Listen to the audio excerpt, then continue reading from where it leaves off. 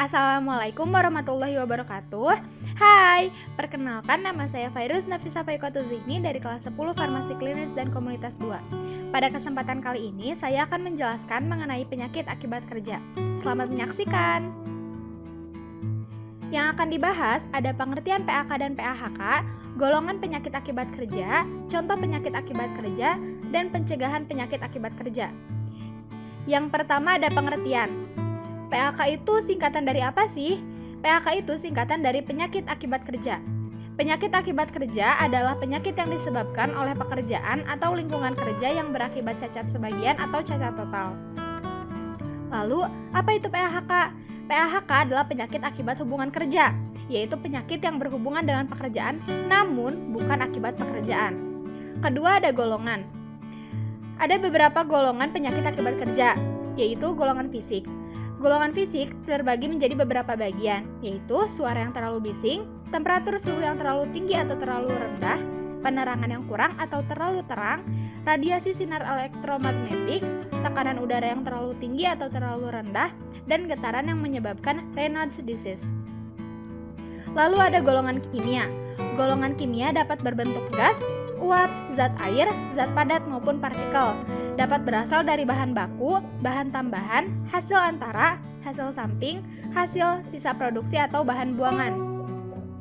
Ada juga golongan biologi, asalnya dari virus, bakteri, parasit, jamur, serangga, binatang buas, dan lain-lain, yang dapat berakibat ke cara kerja, posisi kerja, alat kerja, lingkungan kerja yang salah, dan konstruksi yang salah.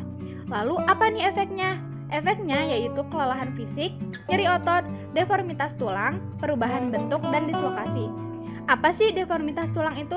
Deformitas tulang adalah kelainan bentuk tulang atau ukuran tungkai pasca trauma yang dapat terjadi jika terdapat dislokasi atau antara tepi dan ujung tulang tidak bertemu. Lalu apa itu dislokasi? Dislokasi adalah cedera ketika sendi dipaksa keluar dari posisi normal. Selanjutnya ada golongan mental psikologi. Akibatnya, suasana kerja yang monoton dan tidak nyaman, hubungan kerja yang kurang baik, upah kerja kurang, dan tidak sesuai bakat. Manifestasinya dapat berupa stres. Yang selanjutnya adalah contoh.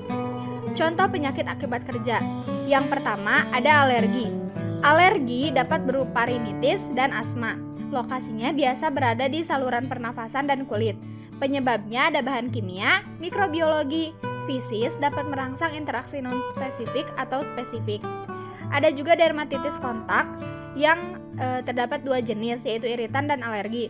Lokasinya ada di kulit, termasuk juga penyakit paru, dapat berupa bronkitis kronis dan TBC, disebabkan oleh bahan kimia, fisis, dan mikrobiologi. Ada juga penyakit hati dan gastrointestinal, dapat berupa kanker lambung dan kanker esofagus, disebabkan oleh bahan kimia. Ada juga penyakit saluran urogenital, dapat berupa gagal ginjal, disebabkan oleh bahan kimia.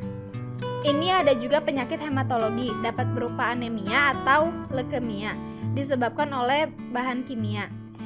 Ada juga penyakit kardiovaskuler yang disebabkan oleh bahan kimia, dapat berupa jantung koroner dan fibrilasi ventrikel. Gangguan alat reproduksi, ini dapat berupa keguguran, kerusakan janin, infertilitas yang disebabkan oleh bahan kimia dan kerja fisik. Ada juga penyakit muskuloskeletal, ini dapat berupa sindrom Raynaud dan sakit punggung, disebabkan oleh kerja fisik dan tidak ergonomis. Selanjutnya ada gangguan telinga. Gangguan telinga dapat berupa penurunan pendengaran, disebabkan oleh faktor fisik. Ada juga gangguan mata, yaitu dapat berupa rasa sakit, gatal, iritasi, non-alergi, dan lain-lain, yang disebabkan oleh faktor fisik dan biologi. Selanjutnya ada gangguan saluran saraf. Ini dapat berupa pusing, tidak konsentrasi, sering lupa, depresi, neuropati, dan lain-lain, yang disebabkan oleh bahan kimia. Lalu ada stres. Stres dapat berupa neuropsikiatrik, ansietas, dan depresi, disebabkan oleh faktor mental psikologi. Lalu ada juga infeksi yang dapat berupa pneumonia dan antrakosis, disebabkan oleh faktor biologi. Yang terakhir ada keracunan. Ini dapat berupa keracunan akut yang disebabkan oleh bahan kimia. Selanjutnya adalah pencegahan. Pencegahan penyakit akibat kerja ada dua cara. Yang pertama, monitoring kesehatan tenaga kerja. Caranya yaitu melihat riwayat penyakit dan pekerjaan, pemeriksaan klinik, ronsen, laboratorium, dan PAHK. Yang kedua, ada monitoring lingkungan kerja. Dapat dilakukan dengan cara pemantauan personil, pemantauan lingkungan kerja, dan pemantauan biologi. Tujuan pemantauan lingkungan kerja.